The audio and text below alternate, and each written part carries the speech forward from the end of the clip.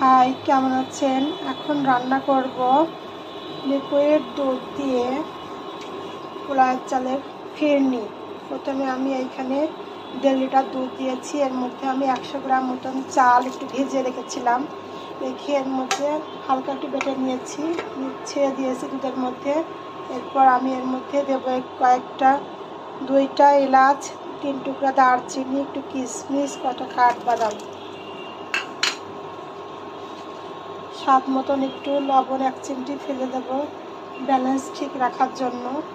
এরপর আমি এটা অনবরত নাড়তে থাকবো, যতক্ষণ না ঘন হচ্ছে ততক্ষণ এটা নাড়তে থাকবো। তারপরে চালটা সিদ্ধ হয়ে গেলে এর মধ্যে আমি চিনি দিয়ে দেবো।